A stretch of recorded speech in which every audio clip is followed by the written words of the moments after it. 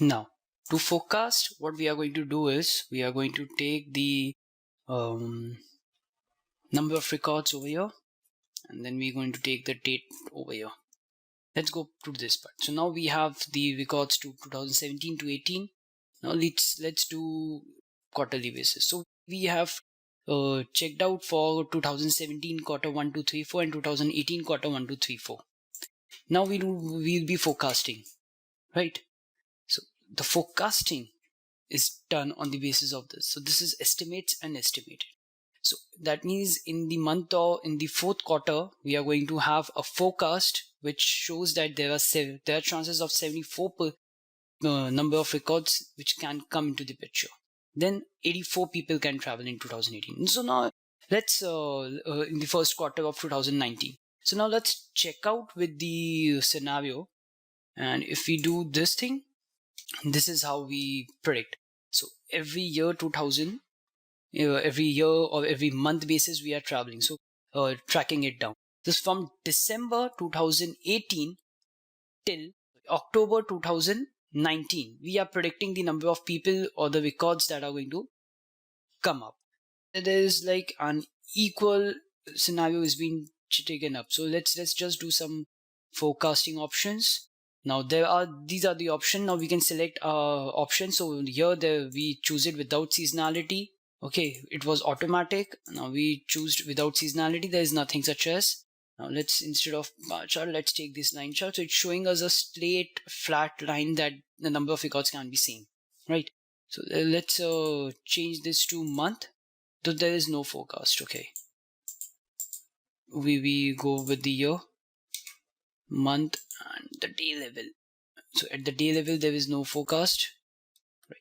So this is the forecasting. So these are the intervals as well.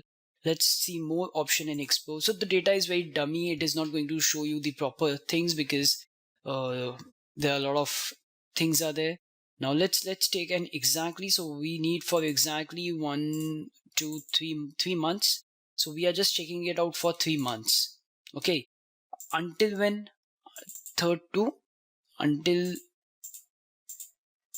3 months. So we need to decide what we want to take, until 3 months or exactly 3 months, right? Now the source, the aggregation is at the month level now, right? First we took automatic month, now it's month, the quarter basis. So this is what the quarter basis is, but it is not going to show you. So now this is the thing. Ignore the last one, right? Now there are again very missing values we had, so we need to take care of all those points as well. When we click on custom, so there is trend, so we can select out additive and multiplicative type of trends. So those are like additive or multiplicative, we can select it. Seasonal, multiplicative, or additive. So automatically it took additive technically. Now the confidence interval can be taken care of. So it's 90% confident, 95% confident, or these things. So here is an option for learning more about forecasting, and we can learn it from here if you need. So these are the forecasting different options we are going to have. So additive and multiplicative, right? And showing the prediction interval. Yes, so this is how it moves, right? For time being, we are just selecting everything to automatic, right? Now, so this is how it is being estimated for quarter 1, quarter 2, quarter 3, etc. Okay, now let's click on this, let's go to this, and let's see describe forecast. So there is 0% trend, 0% seasonality. The quality is poor, so obviously our data doesn't contain good quality of data, but it is to show you that this is the way a trend is being taken care of, or so this thing is working, or the forecast function is working. Now we check out the model, which model which should we use. Smoothing coefficient, alpha, beta, gamma. So we have alpha. So if we have only alpha, that means it has used only simple exponential smoothing, right? There are things like RMSE, MAE, MASE, MAP, AIC. Now what are these things? These things are nothing but these are the parameters for predictive, so to measures or to find out whether a model is nice or not.